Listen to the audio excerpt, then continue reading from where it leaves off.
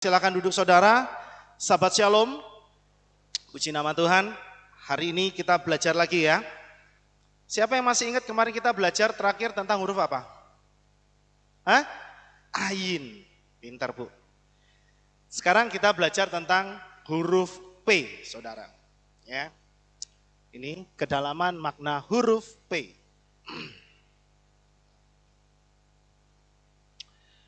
Ya, huruf P bentuknya seperti ini. Nah, saudara bisa lihat. Oke.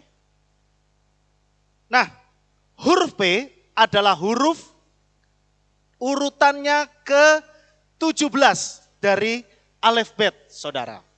Ya, dia memiliki nilai numerik atau gematria itu 80, saudara. Jadi huruf P urutannya 17, gematrianya berapa? 80.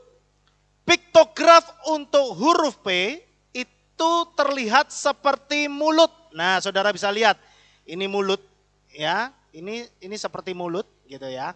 Saudara bisa lihat, dan ini itu lidahnya gitu. Ya, sedangkan aksara modern ini dibuat dari huruf kaf dan yod yang terbalik. Ya, ini ada dua huruf. Ini huruf kaf, ini huruf yod yang terbalik. Nah, itu huruf P. Kemudian kita akan lihat poin yang pertama yaitu adalah tentang artinya huruf P. Kata P itu kalau dieja P dan H. Saudara bisa lihat itu ada dua huruf P dan H.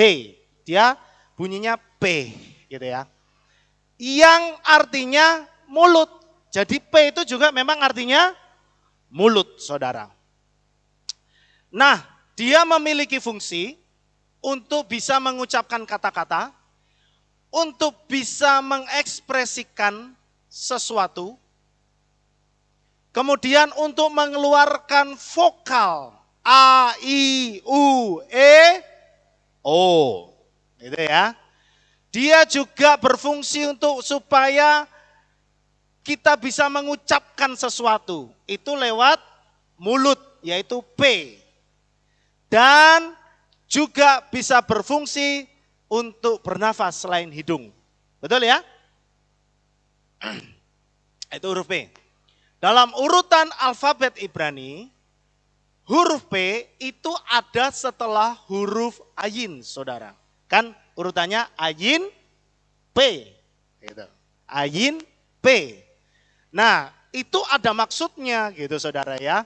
Artinya ayin itu, masih ingat ayin apa artinya? Mata. Pinter ya Ko Yakob. Jadi artinya karena P ini ada setelah huruf ayin, berarti punya makna memprioritaskan mata untuk melihat sebuah kebenaran sebelum menyatakan atau menilai sesuatu. Dan pagi hari ini kita belajar tentang huruf P, kita belajar tentang untuk menjaga mulut kita, saudara. Ya. Nah, hokmah atau orang yang bijak, hokmah itu orang yang bijak gitu ya. Atau kebijaksanaan gitu. Mengamati, artinya begini, orang yang bijak itu dia punya perilaku pasti mengamati lebih dahulu dan kemudian memberikan pendapat tentang sesuatu. Nah, huruf ayin itu kan mata artinya ya. Mata itu berarti bermakna memberi wawasan, memberi pemahaman. Kenapa? Karena dengan melihat kita jadi mengerti. Lihat saudara, ada perumpamaan yang terkenal. Yang selama ini kita tahu ada berapa ini orang buta ini? 1, 2, 3, 4, 5, 6, ada 6 orang buta. Semuanya disuruh memegang gajah. Tapi karena mereka tidak bisa melihat, akhirnya yang ini bilang, oh gajah itu bentuknya tajam. Karena yang dia pegang apa? Taringnya, gadingnya. Yang satu bilang, oh kata siapa? Gajah itu bentuknya panjang. seperti ular. Karena yang dipegang apa saudara?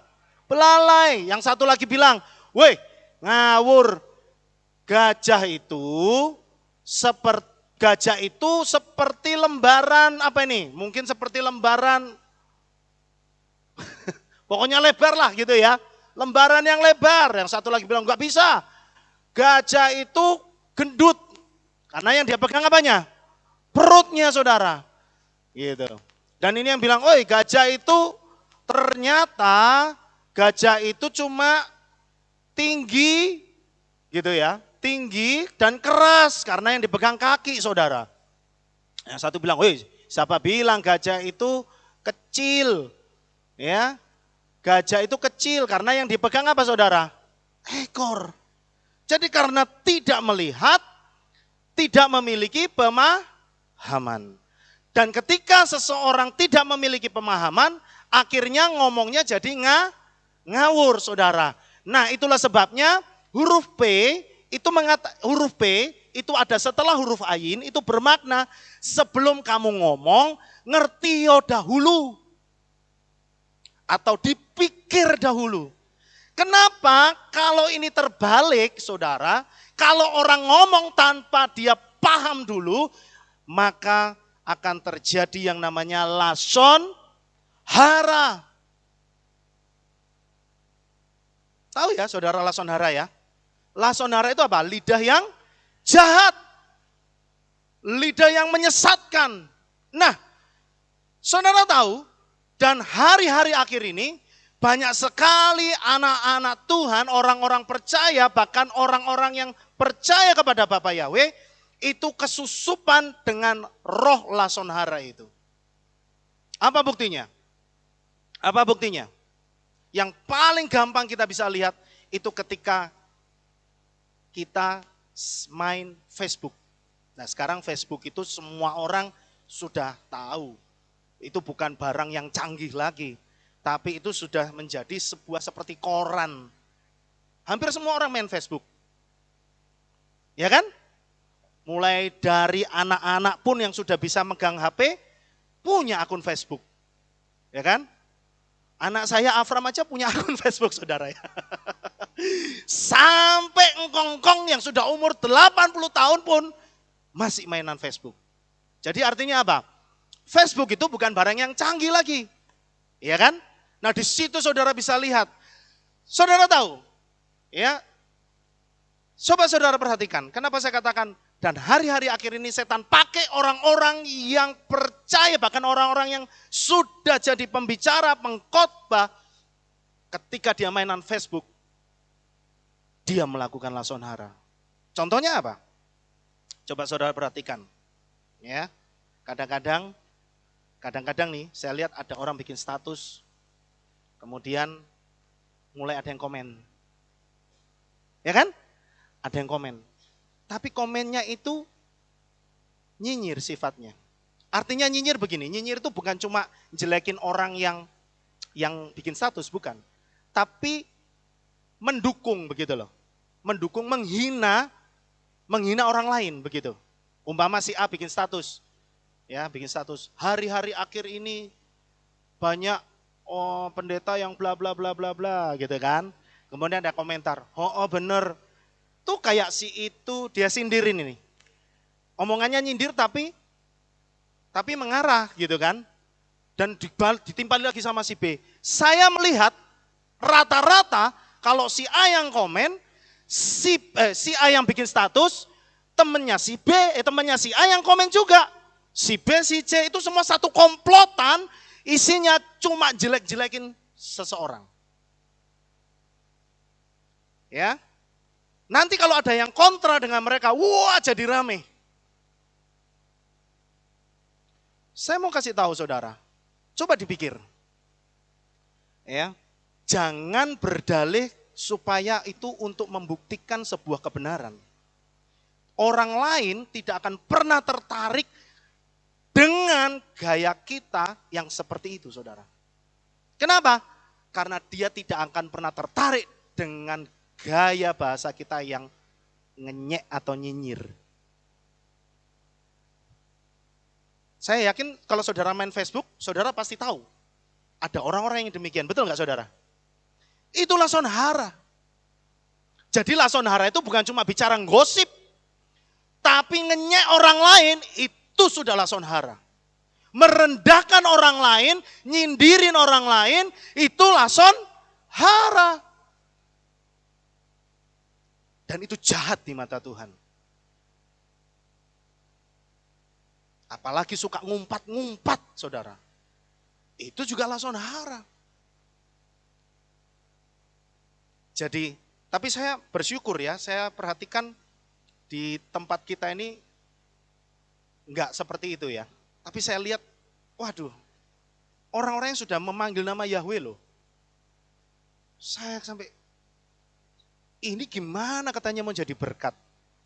Tapi cara ngomongnya itu sudah tidak nyaman.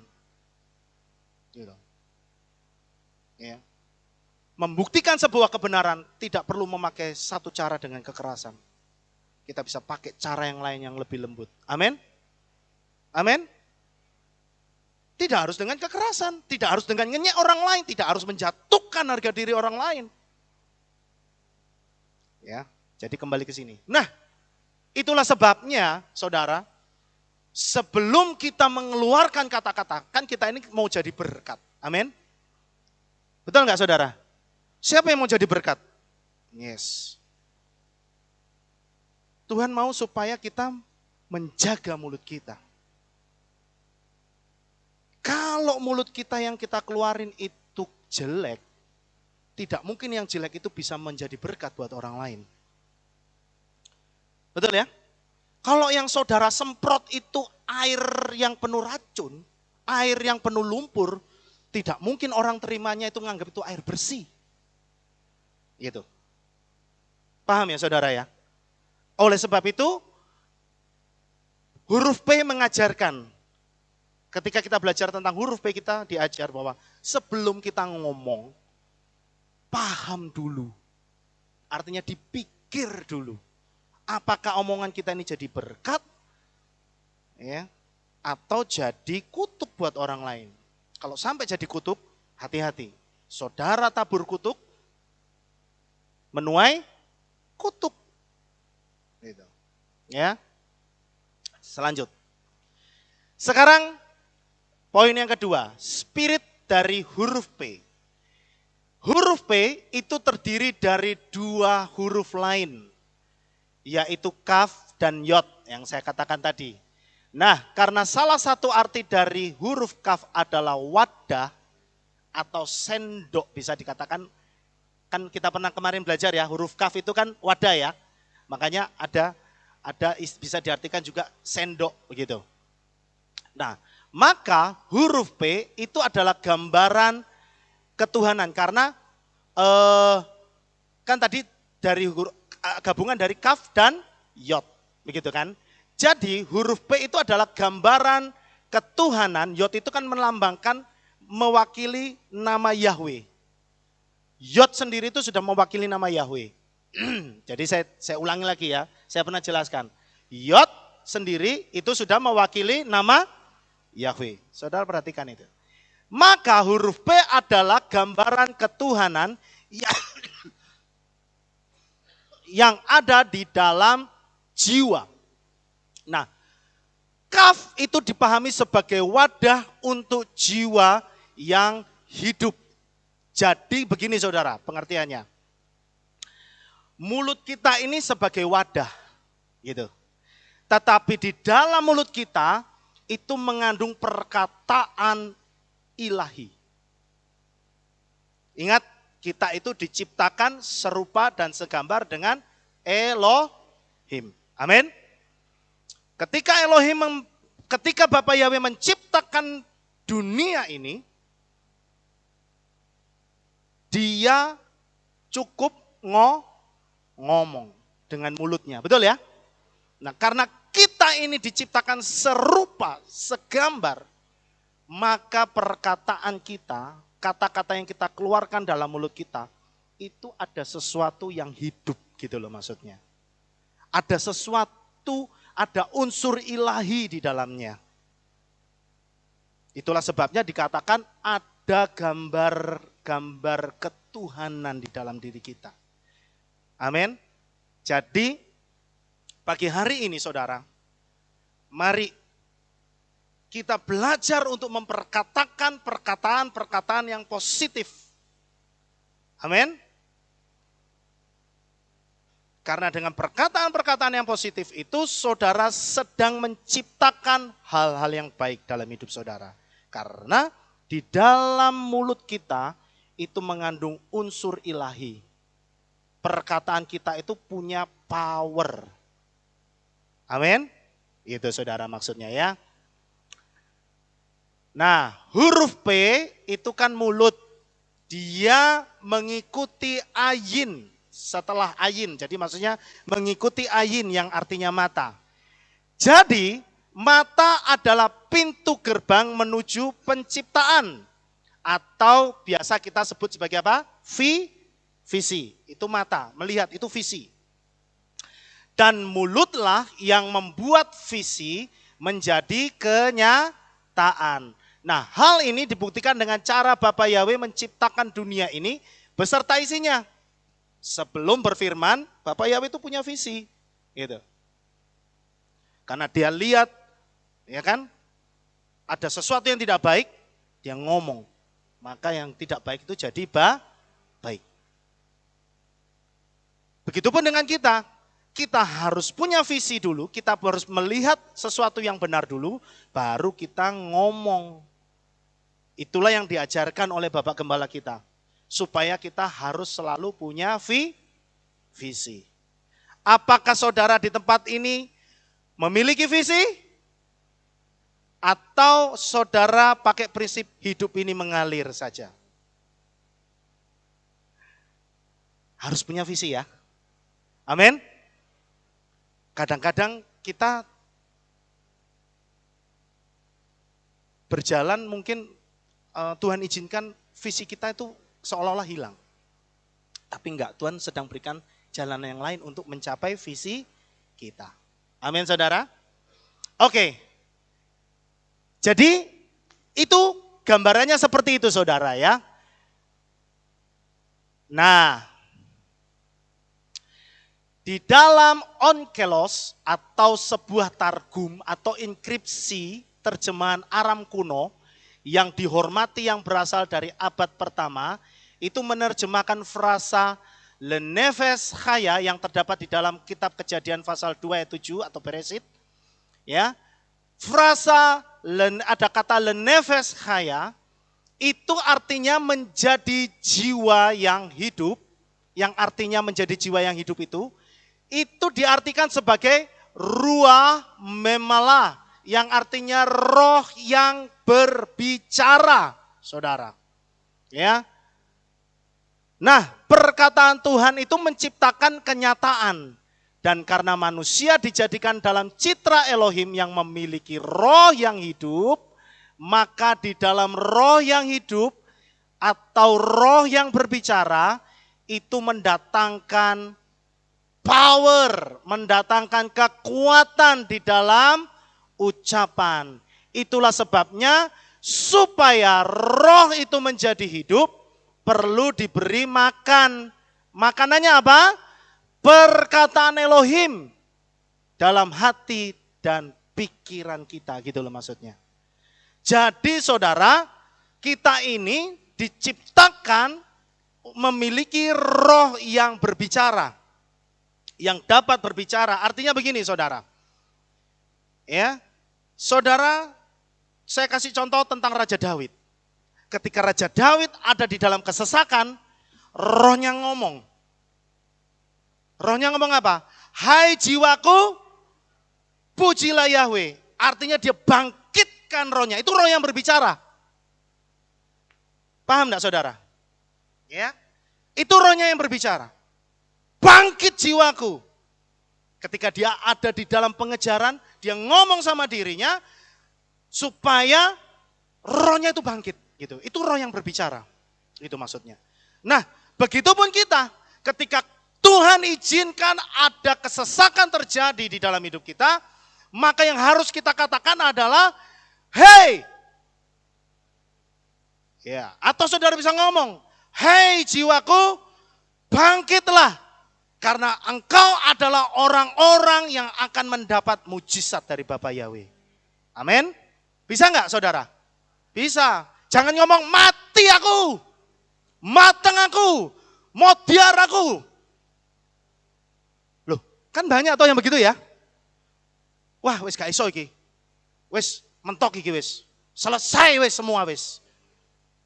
Ya sudah, selesai gitu. Nah, tapi Tuhan itu ajar gitu loh sama kita. Supaya kita itu ngajak roh kita untuk bangkit. Karena di dalam kesesakan itu, ketika roh kita bangkit, percayalah saat itu juga pertolongan Tuhan itu akan datang kepada kita. Amin. Ngomong sama jiwa saudara, ngomong sama roh saudara. Gitu. Inilah yang membedakan kita dengan binatang. Ya. Tuhan ciptakan kita diberi roh yang berbicara. Nah, itu kalau saudara bisa lihat di dalam bahasa Ibraninya ya. Ini ada kata lenefes haya, sesuatu yang hidup. Itu tadi. Kemudian poin yang ketiga. Ada huruf bet yang tersembunyi di huruf P. Kalau saudara lihat gambar ini, bisa lihat enggak huruf betnya?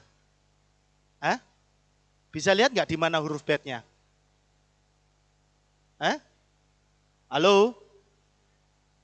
Di mana saudara? Di tengah ini loh saudara. Ini kan huruf bet nih, ya kan? Nah, jadi huruf Ibrani itu unik ya. Unik banget. Makanya menurut saya karena huruf Ibrani itu Bapa Yahweh sendiri yang ciptakan.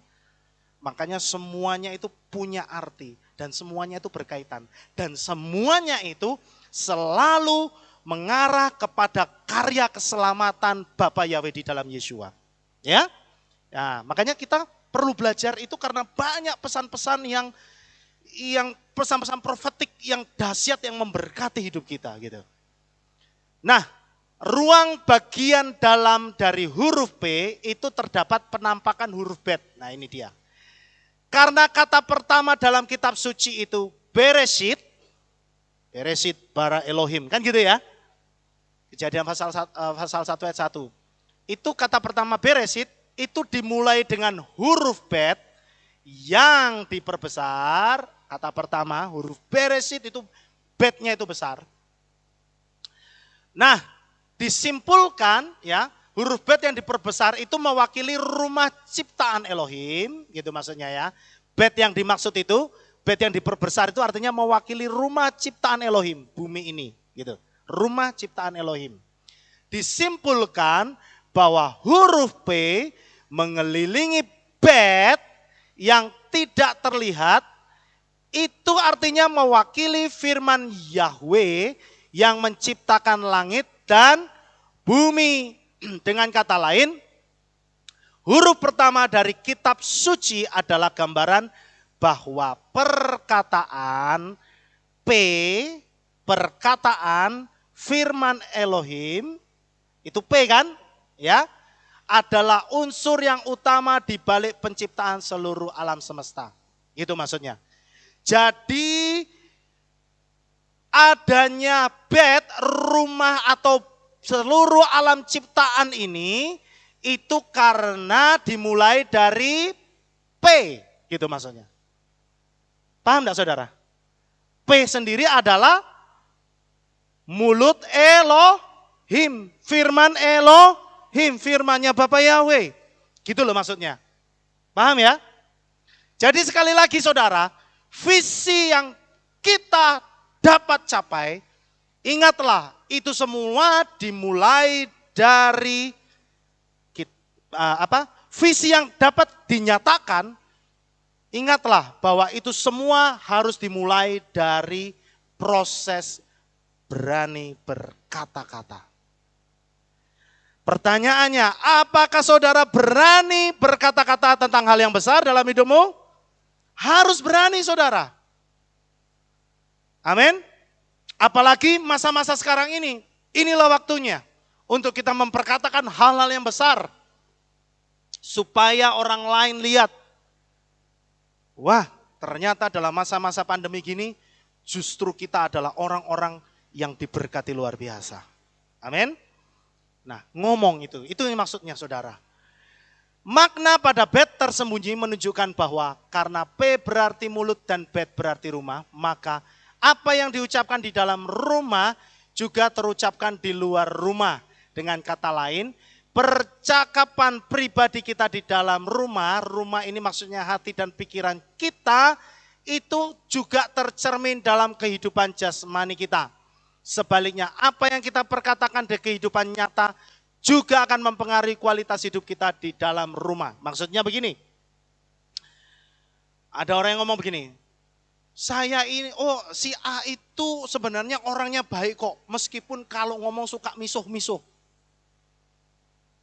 Si A itu orangnya saya tahu dia baik, meskipun dia itu kalau ngomong suka ngumpat-ngumpat. Tahu ngumpat-ngumpat ya? Bukan ngumpet-ngumpet. Ngumpet delik ya. Saya tahu meskipun dia orangnya kasar tapi hatinya baik. Tapi saudara, ini firman Tuhan juga bilang, apa yang keluar dari mulut berasal dari hati. Tidak mungkin sumber mata air yang pahit mengeluarkan air yang manis. Makanya saudara, setiap kita yang diubahkan oleh Bapa Yahweh, ya, itu Tuhan juga bisa ubah karakter kita. Amin. Kenapa? Karena orang itu akan diperbaharui, dibentuk karakternya. Termasuk gaya bicaranya. Ya.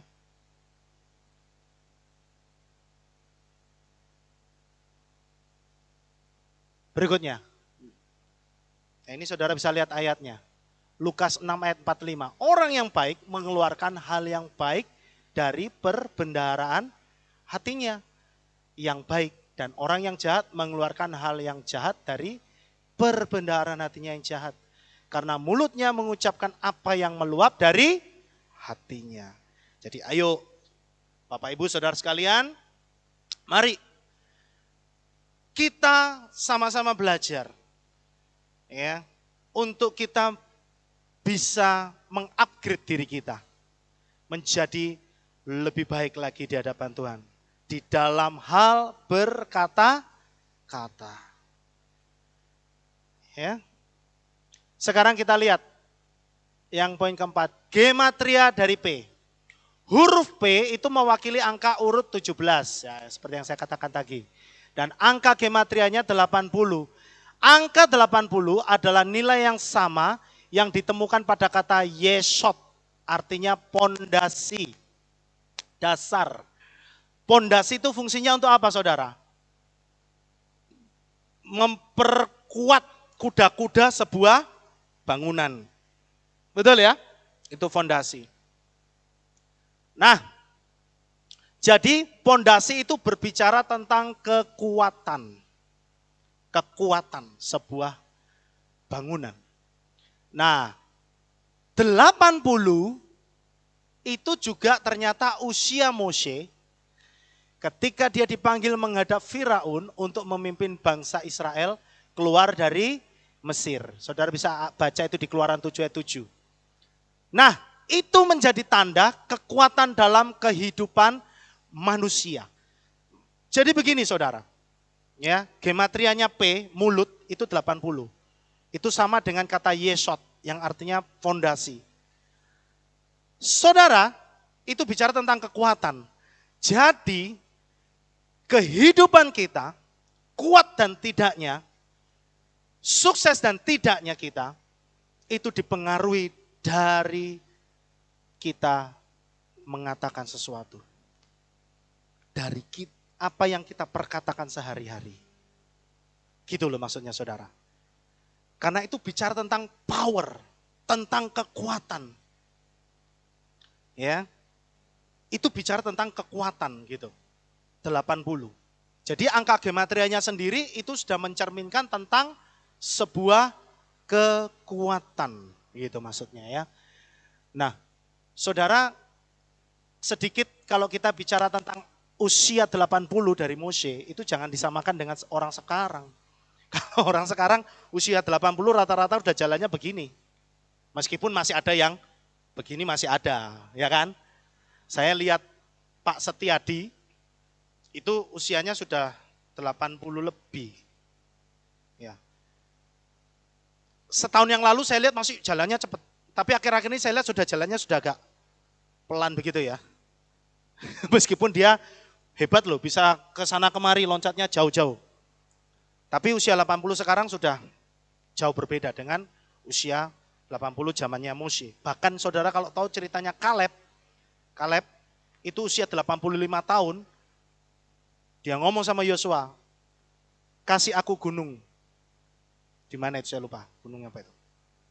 Dia berperang saudara, 85 tahun. Ya, itu bicara tentang kekuatan. Jadi saudara bisa bayangkan bahwa mulut kita, perkataan kita, itu memiliki kekuatan yang gede, saudara. Jadi jangan main-main dengan apa yang kita omongkan. Amin. Nah, berikutnya sedikit lagi bisa ya? Bisa ya? 2 bentuk huruf P. Huruf P itu memiliki bentuk dasar dan bentuk sofit. Artinya ini bentuk dasar, ini bentuk akhiran. Ini biasanya dipakai untuk akhiran. Bentuk dasar dikatakan membungkuk. Ini membungkuk, hurufnya kan seperti membungkuk ya. Sekali lagi, kalau membungkuk itu selalu bicara tentang apa? Kerendahan hati. Itu dikatakan juga seperti mulut yang tertutup. Nah, bentuk sofit itu dikatakan terbuka dan tegak. Wah ini, tegak. Jadi pengertiannya adalah bahwa kita itu harus diam, tapi maksudnya bukan diam tapi tidak banyak bicara. Jadilah orang yang tidak banyak bicara dan rendah hati. Sebelum kita menegakkan atau menyatakan sebuah perkataan. Jadi, jadilah kita orang yang tidak banyak ngomong. Maksudnya begitu loh. Kalau orang banyak ngomong itu biasanya orang itu mesti banyak salah, saudara. Bukan saya yang ngomong, tapi firman Tuhan ngomong. Di dalam banyak perkataan, pelanggaran tidak berhenti. Orang yang kakean ngomong, itu mesti akeh salah. Makanya ibu-ibu, waduh kok langsung pikiran saya ibu-ibu ya. Padahal bapak-bapak juga banyak yang cerewet ya. Tapi ya, oke lah, bapak-bapak dan ibu-ibu, ya biar adil gitu. Ojo kakean ngomong gitu loh. Kalau suamimu sudah ngomong, ibu-ibu itu mbok diem gitu loh. Jangan melu ngomong. Kalau dua-dua ngomong, tidak ada yang ngalah, pasti ada piring pecah. Ya kan? Betul kan? Mesti ada kursi yang terbang. Kan gitu. Karena dua-dua itu banyak ngomong. Coba tahan mulut kita. Satu ngomong, satu diem. Nanti kalau sudah yang itu berhenti ngomong, giliran saudara baru ngomong. Kasih kesempatan untuk orang lain ngomong, biarin gitu loh. Amin saudara. Kenapa? Dengan kita itu tidak banyak bicara. Kenapa sih? Firman Tuhan bilang kalau banyak perkataan pelanggaran tidak berhenti. Maksudnya begini. Kalau kita tuh kakek ngomong biasanya nggak dipikir. Betul nggak saudara? Orang kalau kebanyakan ngomong dulu baru mikir biasanya. Terus gini, wih keperucut.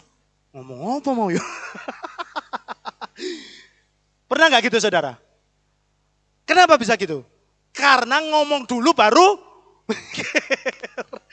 makanya yang maju itu harus pikirannya, jangan mulutnya dulu yang maju. Mesti banyak salah gitu. Ya. Nah, itu maksudnya firman Tuhan tuh ngajar supaya kita itu jadi orang yang lebih bijaksana gitu loh. Gak usah kakean ngomong. Ya. Tapi siapa yang menahan bibirnya, dialah yang bijaksana. empet sih, saudara.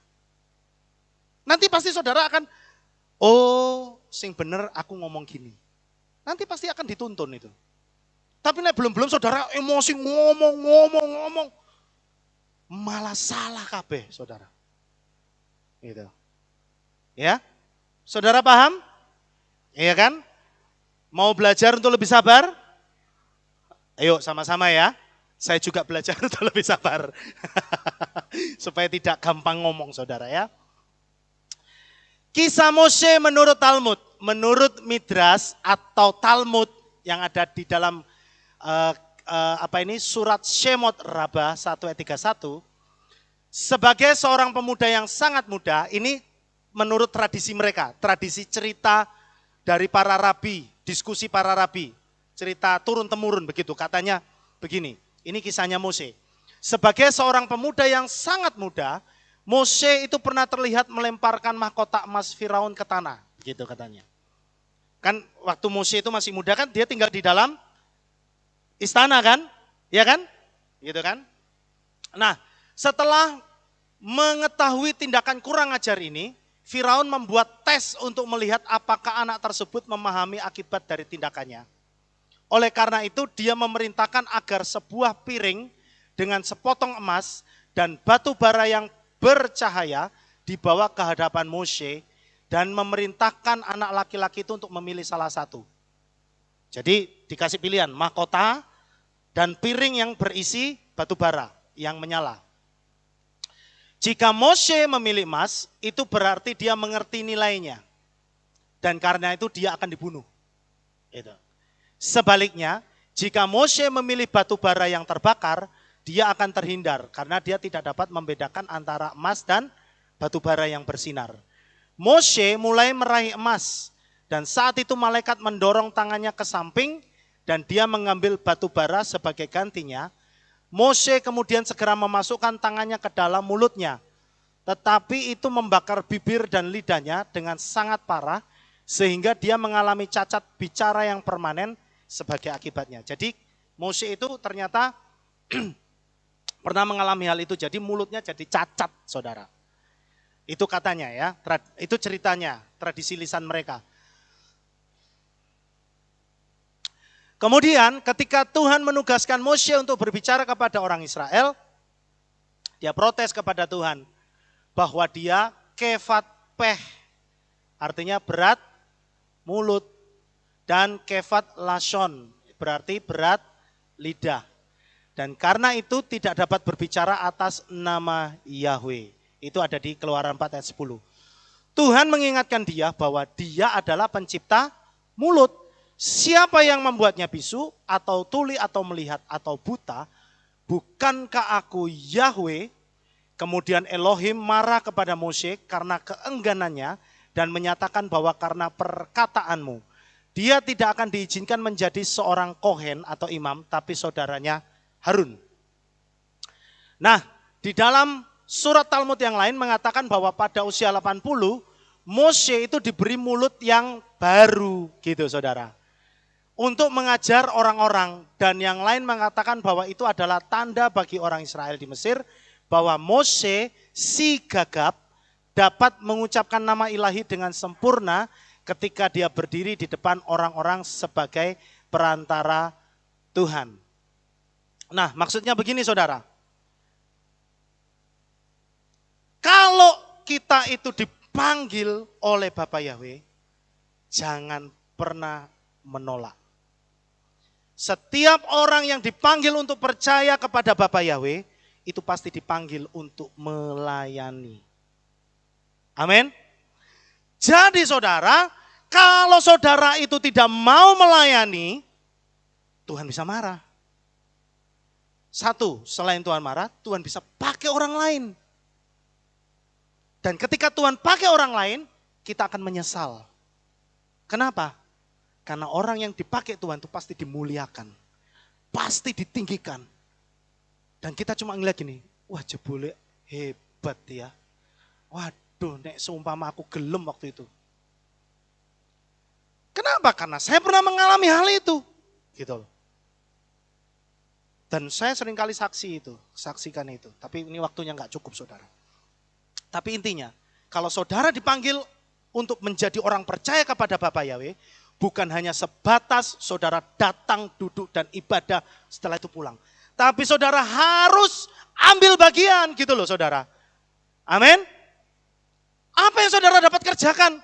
Kerjakan itu untuk pekerjaan Tuhan gitu loh maksudnya. Jangan saudara cuma diam.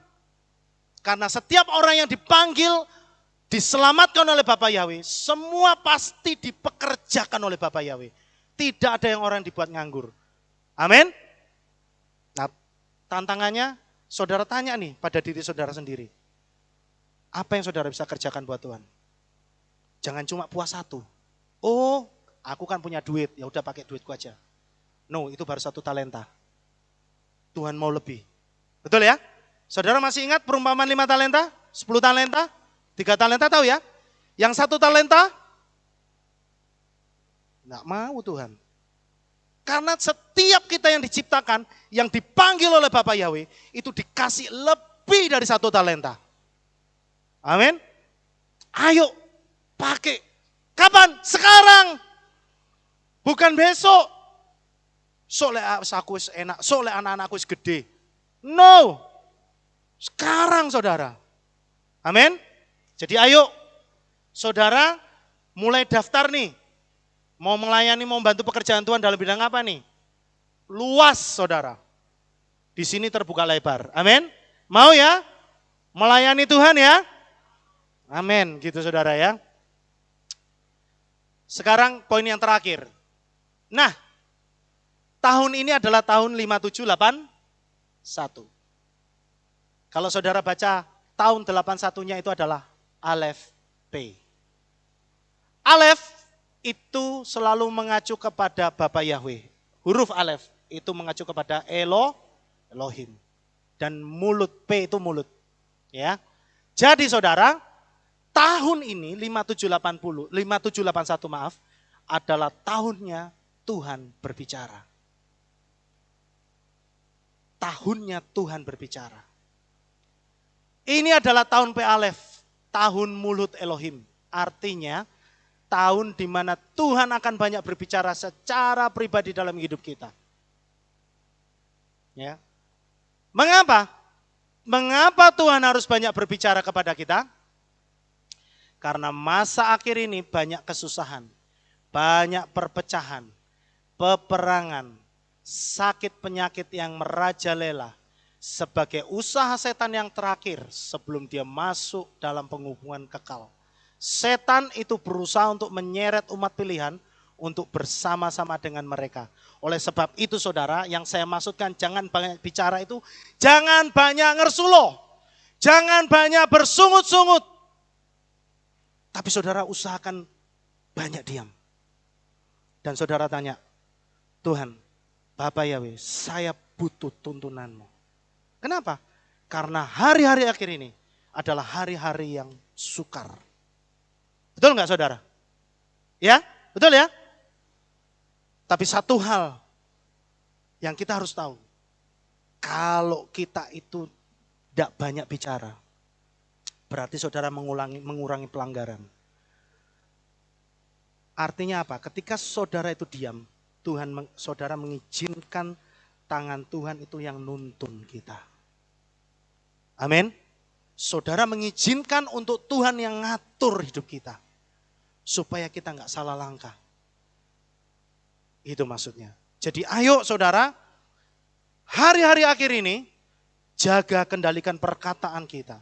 Biarkan Tuhan yang banyak bicara. Dan kita ngamanut aja. Amin. Kita lakukan apa yang Tuhan ngomong. Supaya kita nggak salah. Supaya kita terus ada di dalam jalur pertolongannya. Jalur pemeliharaannya. Amin saudara. Ya, itulah sebabnya Roh Kudus banyak berbicara untuk mengingatkan kita. Supaya kita tidak ikut terseret. Dan bila Tuhan yang bicara, kita harus diam. Ojo ngeyel gitu loh maksudnya. Ya, mengikuti apa yang Tuhan suruh. Nah, itulah sebabnya isi hati dan pikiran kita dengan Torah Yahweh. Sehingga dari dalam hati kita itu keluar perkataannya perkataan yang baik.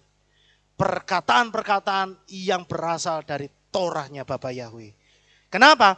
Kalau mulut kita itu memperkatakan Torahnya Yahweh, maka mulut sama saja kita itu sedang berfirman. Kenapa? Yang kita ucapkan adalah firman-Nya Bapa Yahweh. Dan kita harus percaya apa yang Bapa Yahweh ucapkan itu pasti jadi. Nah, kita ngomong ngikut aja copy paste.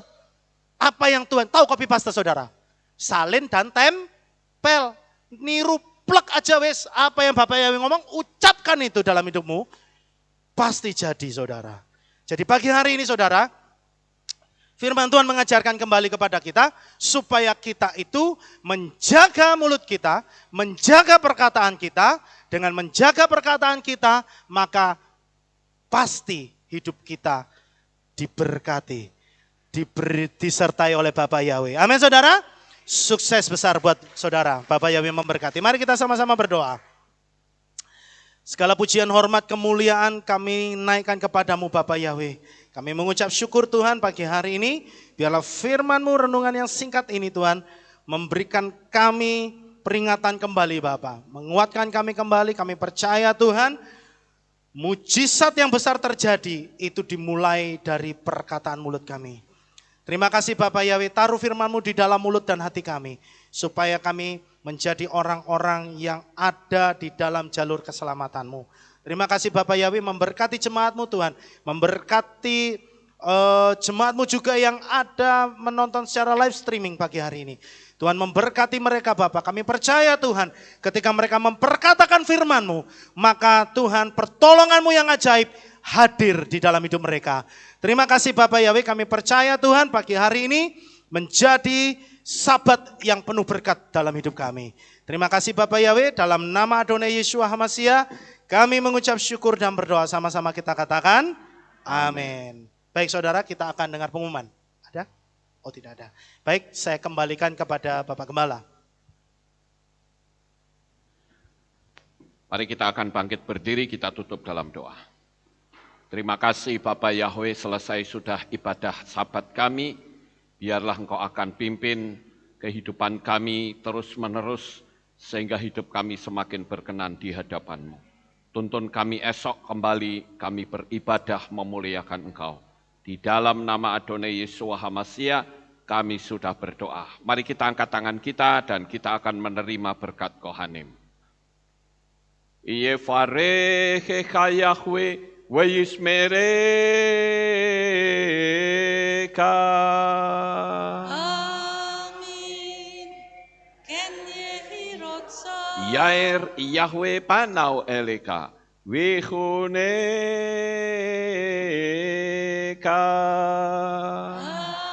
Amin. Ken Yehirotza. Yesa Yahweh panau eleka. Wayashem lecha shalom. Amin. Ken Yehirotza. Baruk atabair ufaruk atabasadeh. Engkau akan diberkati di kota dan kau akan diberkati di ladang. Amin.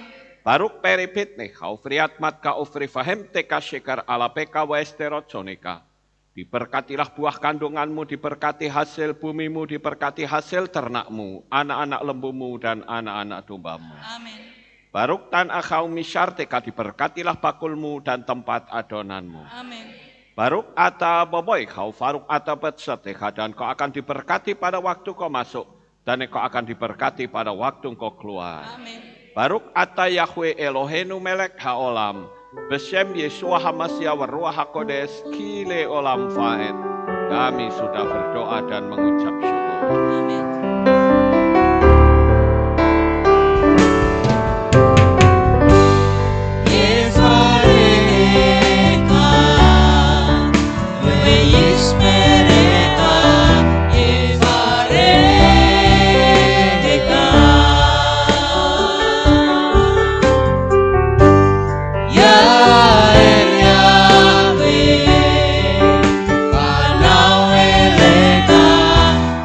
Kunde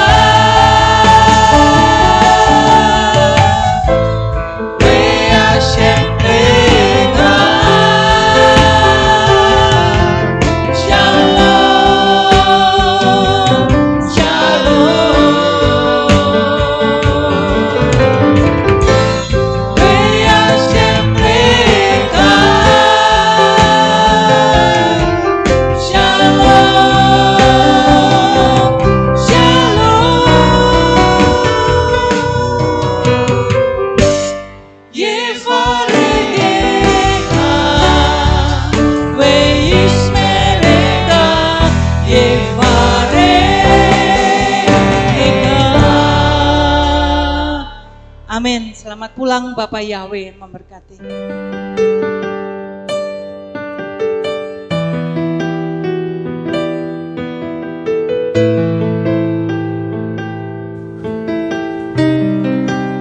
Segala pujian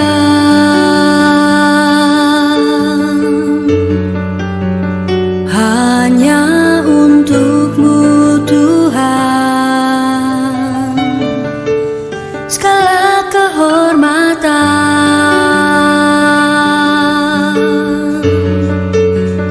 juga punya-Mu Tuhan.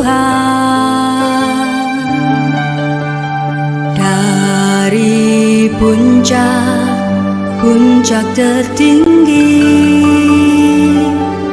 sampai lembah terlandai, semua karya kasih cinta-Mu, sujud menyembah Sang Maha Pencipta.